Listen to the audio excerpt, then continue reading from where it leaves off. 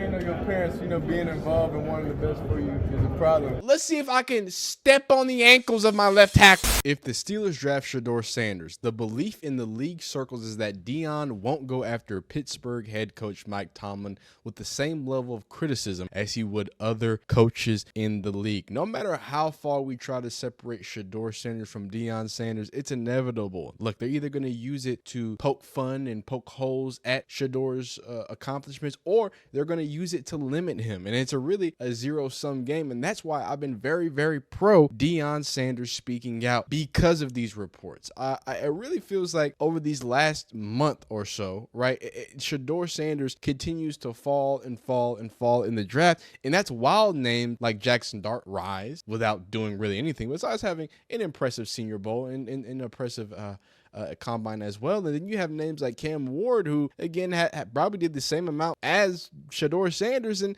he's just been solidifying himself as a number one. So what really is it? Is it what I've been telling you since the beginning of this draft cycle? And is that everything you hear since the college football season ends until draft is over is all a lie? So let's go deeper into that. We're going to start actually with Mike Tomlin. We're going to hear from him and kind of see where the alignment is with him more and more becoming the favorite to fall to 21 to Pittsburgh. We're also going to look at some stats too, because look, I get it. Y'all don't like Deion Sanders. Y'all don't like Shadeur Sanders. Y'all don't like that they make a lot of money and draw a lot of attention. But what you're not going to do is say the kid can't throw a football, because the stats say otherwise. So I appreciate y'all watching these videos. Like it if you like it.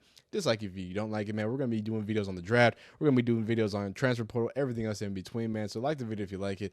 Subscribe if you want to keep locked in. And let's go deeper into it. Let's hear what Mike Tomlin recently said about obviously known his father for a long time. My first time meeting him, and to be quite honest with you, we didn't talk a whole lot about my relationship with his father. It was a normal pre-draft visit to spend time with a young man, to talk ball, to get to know him as an individual, to get to see how he processes and sees the game and how he articulates his football experience.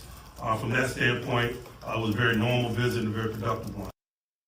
Simple, smooth. I mean, head coach is always going to keep a lot of things to their chest. And here's some more comments that Mike Tomlin had surrounding Shadeur Sanders. He said, I think the things that stood out were evident in this video, he told reporters. There's a toughness there that doesn't get talked about enough. I also agree. There's a competitive spirit there that doesn't get talked about enough. I know he's very talented and he's made a lot of plays for his university and his team, but the intangible qualities displayed on tape were impressive to me. And that's something that you can't back up. And I think one of the most accurate, you can call it negative or not negative. Maybe you just didn't watch college football back in the 2010s, but the Teddy Bridgewater comparisons from Shedeur, I think that's pretty fair. Those are probably the most apt that I've seen, right? Both of those players, if I really talk about, if you didn't watch, Teddy Bridgewater was the quarterback, I think one or a quarterback, or like, I think there was one other quarterback, but he was like right before Lamar Jackson, right? So, and Teddy Bridgewater was the reason Lamar Jackson, he wasn't the only reason, but he was a big reason why Lamar Jackson went in there. And if y'all want that story on that, we can go deeper in that. But, Teddy Bridgewater is a South Florida boy, and he inspired Lamar Jackson to go down there, break school records, win the Heisman. The rest is history. But Teddy Bridgewater was a dog of his own. They called him Teddy Two Gloves. He actually threw with two gloves, so that's a weird thing. That's like an old football, not really old, but more like 2010s, 2000s football thing where, there's not a lot of people who throw with gloves. It's always you're limited X, Y, Z. But the scouts or the things that people said about Teddy Bridgewater is accurate, can put the ball in good places, makes decent decisions, has enough athleticism to stay alive, to make things happen, but the arm talent isn't always there, so you're going to have to put him in an offense that, helps him and allows him to get things open and allows him to be the best. And I don't think that's anything wrong with saying that about Shedeur. Here he is comparative with Teddy Bridgewater. I understand Teddy Bridgewater, by all accounts, Louisville was a legendary quarterback. Like he did some things to put up some numbers. He wasn't just some dude. He was a dog. So EPA will play right neck and neck, pass EPA, rush EPA, which is interesting, them being so close to points above average, very close, except lost to sacks. So EPA lost to sacks. Obviously, Shedeur has struggled with losing to sacks, and again, that's adjusted for the whole situation. But I think another thing and another, I would say, narrative that's been built about Shadeur Sanders is, like I talked about, that he doesn't have a giant arm, and that's the proper way, I think, to say it. Hey, he doesn't have a giant arm, just like Teddy Bridgewater. It doesn't mean that he can't make some throws and make things happen. Here is his throw chart right here. Shadeur Sanders' profile, and this is from Recap Reception. He's insanely accurate, and what gets lost in the shuffle of a high volume of short game discourse, right? Everybody talking about all the yards before 10 yards. Everybody see the screens. Everybody wants to talk about that. That we have is that he also threw 15% of his throws over 20 yards, more than Cam Ward, who had, by all accounts, an all-time offensive lineman, right? All-time offensive line, as well as all the time in the world in the pocket. So when we talk about that, I think sometimes these narratives can be built, and they can start building a little different. Here's what he had to say and had to show recently.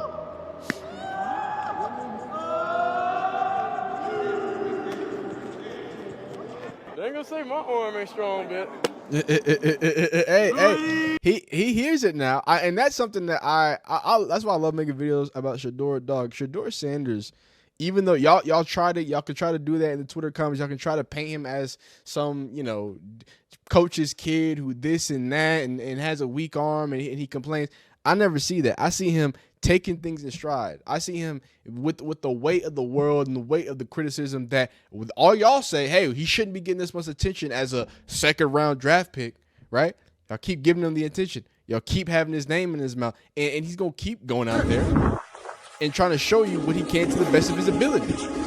Rolling left, dropping dots. Now, why do I say all this? Why am I advocating for all this? I have to say, and we'll get deeper into this and into more disrespect. We could talk about him having offers from, the likes of Alabama, Florida State, Michigan, and Vanderbilt. We can get deeper into the fact that he was clocked at 19.9 miles an hour in Jackson State, which would be the top 20% in active NFL quarterbacks. But what I really want to talk about is how all these other quarterbacks in this draft, which I'm telling you, everything's a lie, everybody gets a boost except Shadeur Sanders. So this is April 22nd, 2025, but this was a year ago. The video was from a year ago, and this is what they're going to say about Shadeur Sanders. But, I mean, we got fake scouts talking about Quinn Ewers is better than Shadeur Sanders.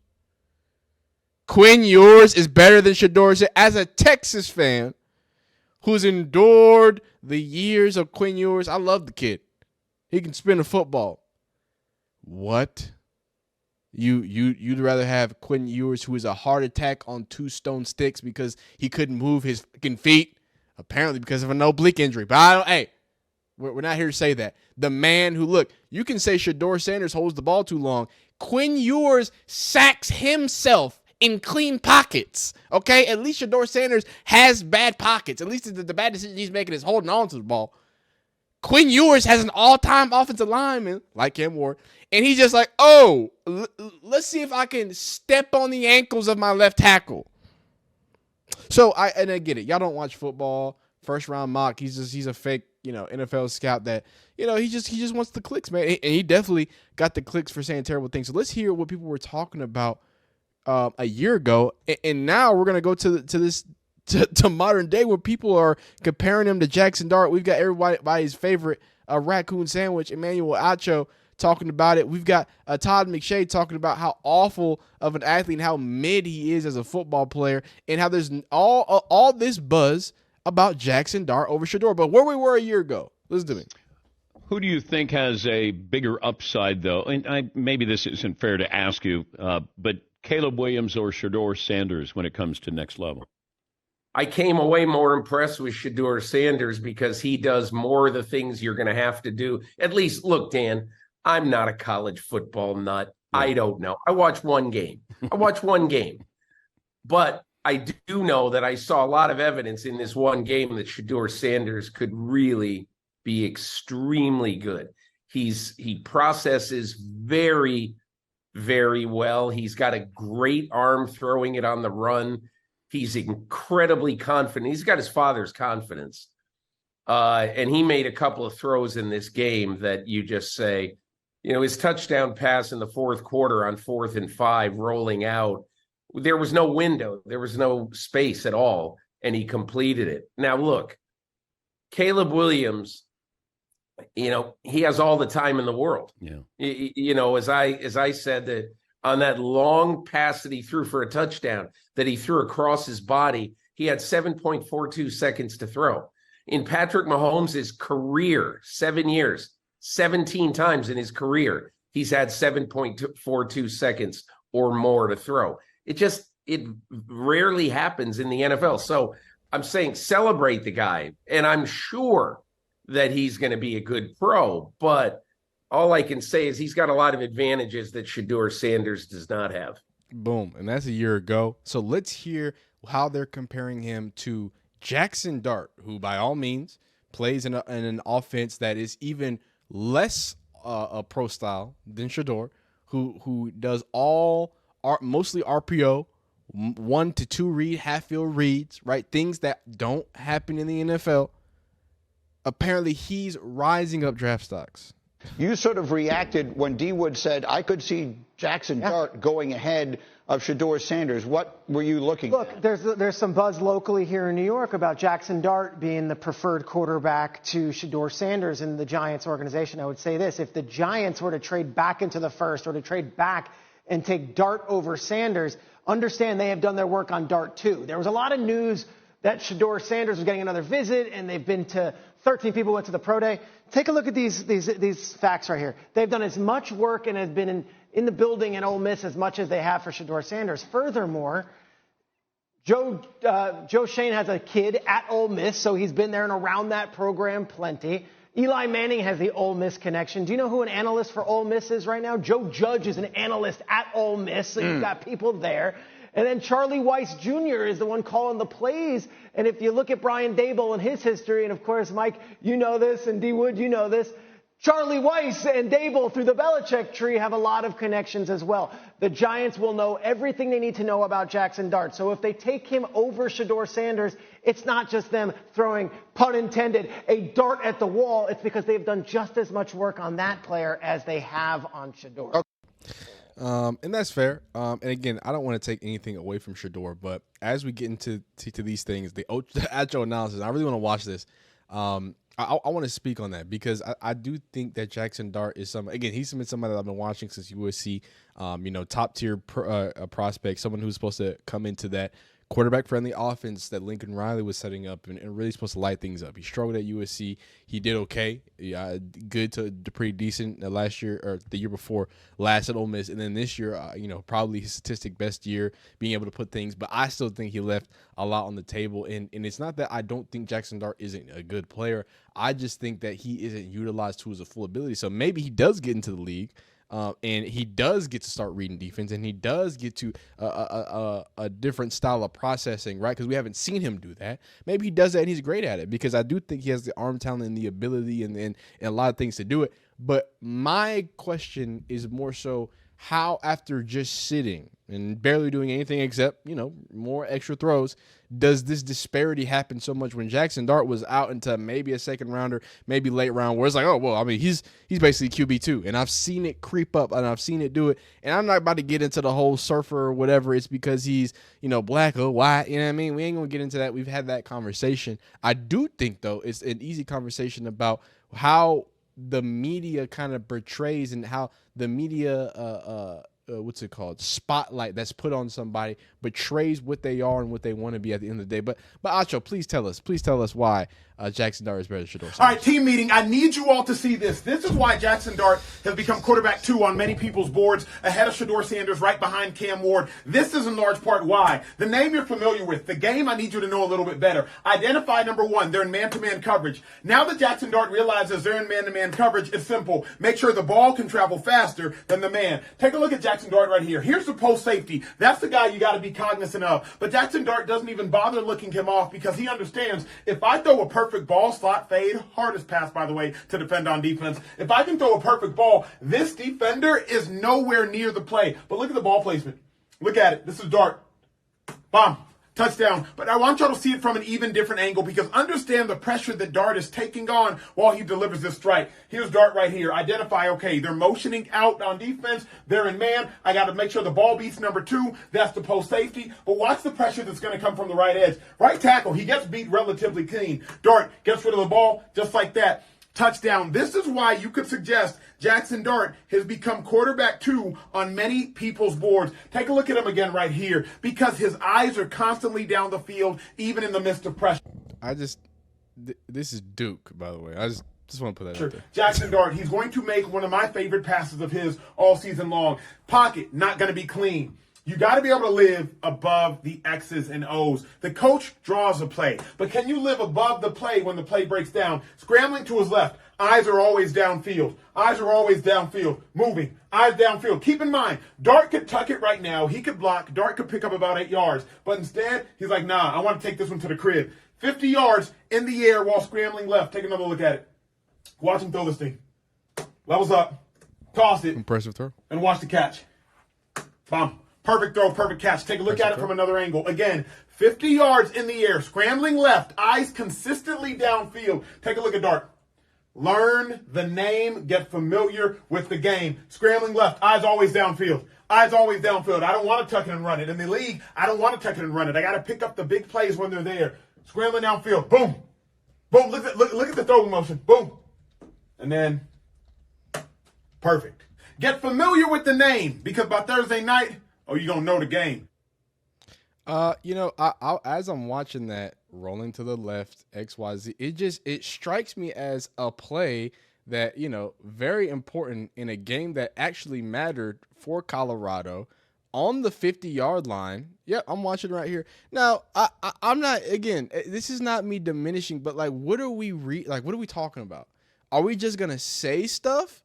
Because ML football, and by the way, ML football and all you other aggregate bull Twitter accounts having fun on Deion Sanders, because it's just what it's fun to do. Y'all had a great time getting y'all likes off when he did this, huh? So yeah, he's gonna roll left, just like we're talking about, right? Acho, bring your guy around. What's he doing? He's rolling left, right? Ain't it? Where is he at? Where's he gonna release this ball? He says 50-yard. He's right on the 50-yard line. Technically, he's on the 40 because he gets there. But again, it's gonna be different because he's just gonna be in the end zone. But all good. And this one is again, this is still an impressive throw. This is still a really good throw. But the things that he's highlighting, all right, he's keeping his eyes downfield. Let me look at Shedeur. Let's look at Shedeur. When you gotta have it. This ain't no tax slayer bowl against Duke. No offense. This ain't no, hey, my name's Lane Kiffin and I'm trying to run it up because I'm butthurt that we couldn't get it done against mediocre SEC teams, so I'm going to run it up against Duke, all right? Let's just put it out there. This is Baylor, again. No, not the greatest team in the nation, but definitely, hey, Big 12 on Big 12, right? He rolls to his left.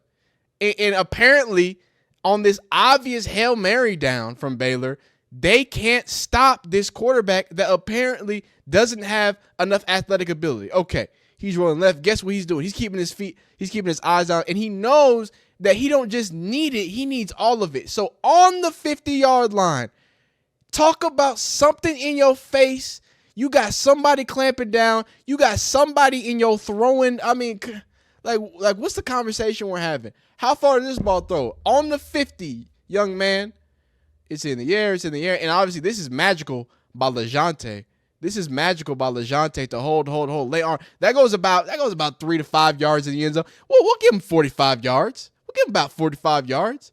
Getting smacked in the mouth on the last play of regulation when you need it most. Shout out to LeJounte, though. Shout out to LeJounte. But, I mean, is it a weak arm or not? What are you trying to say? I don't know, but this is what McShay got to say. I like the guy off the field. I like the guy. The way he carries himself. I think he's ready for all this. I truly do. I don't worry about any of that other stuff.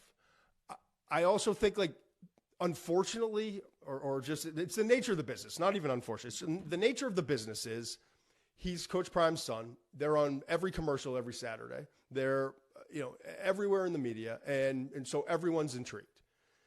I don't think if his name was different, I don't think we'd have this much attention on him, because you know what he is at the end of the day? He's a really good football player who does not have an elite physical trait. One scout joked around about it and said he got his mom's speed, He doesn't have this rifle for an arm. He's not the biggest guy. But what he does have, and it translates really well to the NFL, is I think he's the fastest processor of these quarterbacks as a passer. I think he is the most he's the best natural passer in terms of in the pocket, when in rhythm, layering the football, touch, anticipation, throwing receivers open, all the things that you look for in an NFL quarterback. So I think that's said, pretty wisely, honestly, because what's going on, and this is dope too. He's rethrowing that throw that we're talking about as I'm talking about that, but. No, like I think that's perfectly fine, right? I think that's fine, but I think that also remedies the reason that we're seeing the quote unquote drop, right? Everybody else seems to have positive light, right? Even the dude Tyler Shuck, right? That dude is throwing potatoes at the ground in the combine, and he's still getting positive stuff. But just the last thing, as we get it off and we end it here, we do have the Pittsburgh Steelers now the major shift were the odds, right? Steelers now the favorite, Giants at second, and Saints down to the fourth. And this is just the books, what they say is going to go. I've never seen a bookie with a part-time job, but at the same time, do they know what they know? I don't know if they know. But look, I think the Shedeur Sanders disrespect is more so over exposure, and I think we've allowed it, and it's been allowed to get clouded so much. It's been allowed to, I don't know, alter what he is. And like it's been said, he's a great football player. We need to remember that and not talk about him like he isn't that, because a lot of the media is going to have you believe otherwise. But, man, I appreciate you watching this video. Like if you like it, dislike if you don't like it. Subscribe if you enjoy college football content, draft content, drafts here. If y'all want a mock draft, let me know. I can get that knocked out before Thursday. We could do it. Have a great time, man. But y'all let me know. Y'all be peace. Y'all be easy. Y'all be breathing.